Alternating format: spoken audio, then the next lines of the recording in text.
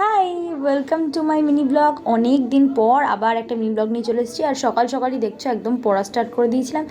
দেন না আর কোনো ক্লিপ নেওয়া হয়নি, মানে একদম দুপুর হয়ে গেছিলো। তো স্নান করে প্রথমেই লাঞ্চে বসে পড়েছিলাম। আর আজকে ছিল শুক্রবার, তো আজকে নিরামিষ ছিল, তো সেই মতো নিরামিষই রান্না হয়েছিল, তাই বেশি ক্লিপ আর নিইনি।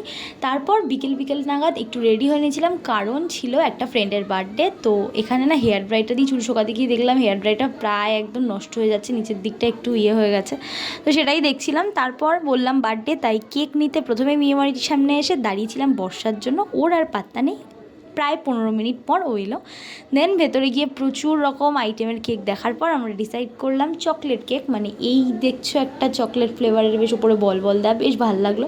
তো এটাই নিলাম। আর কেকে কী নাম লিখবো সেটাই বুঝতে পারছি না। আর আজকের চমকটা যেটা বললাম সেটা হচ্ছে এইটা, যে ওরা হচ্ছে টুইন্স, বাট স্টিল ওরা আলাদা দেখতে। আর দেখো আমরা ওদের জন্য ক্যাডবেরিও নিয়ে নিয়েছিলাম। দেন না আমরা রাস্তায় কটা ক্যাডবেরি তিনজন মিলে খেয়ে ফেলেছিলাম, চারজন মিলে খেয়ে ফেলেছিলাম। তো এইভাবেই খুনসুটি করতে করতে আমরা স্পটে পৌঁছালাম, বাট ওরা এখনও আসেনি। তারপর বেশ আধ ঘন্টা পর ওরা বাড়ি থেকে বেরিয়ে ফাইনালি ওখানে এলো। আর আমরা কেক নিয়ে প্রায় অনেকক্ষণ ধরে গাছের পিছনে লুকিয়ে দাঁড়িয়েছিলাম। ওরা গাছের আড়ালে, আমাদেরকে একদমই বুঝতে পারেনি, মানে ওরা এক্সপেক্টই করেনি আমাদেরকে।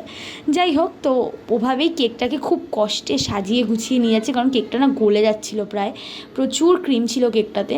তো আমরা খুব এক্সাইটেড ছিলাম, যেহেতু ওরা একদমই আন্দাজ করতে পারেনি ব্যাপারটা। তারপর অনেক কষ্টে আমরা গেলাম, ওরা দেখলাম দাঁড়িয়ে এদিকেই তাকিয়ে আছে। তো সেইভাবে আমাদের সারপ্রাইজটা দেওয়া হয়নি, ওরা আমাদেরকে দেখে ফেলেছে।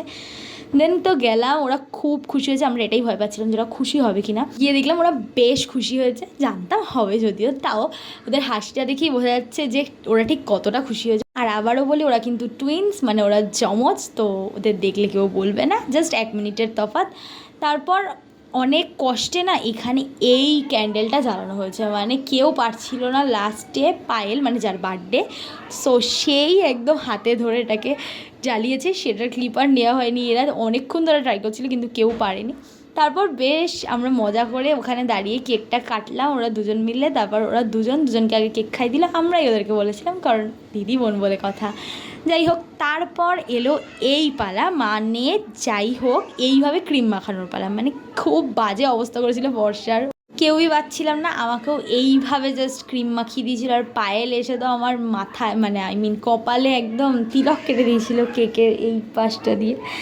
যাই হোক, একদম ভালোভাবে দিনটা খুব কাটাচ্ছিলাম। দেন তো ওখানে দাঁড়িয়ে বেশ অনেকক্ষণ ধরে আড্ডা মারলাম। তারপর আমিও একটা বিশাল বড় কেকের পিস নিয়েছিলাম, যেটা প্রায় খেতে পারছিলাম। তারপর আবার একটুখানি নিয়েছিলাম। দেন মার সাথে আবার একটুখানি বাড়ি ফিরলাম। তো দ্যাটস ইট, এভাবেই কাটলো দিনটা। ভিডিওটা ভালো লাগে সাবস্ক্রাইব করো।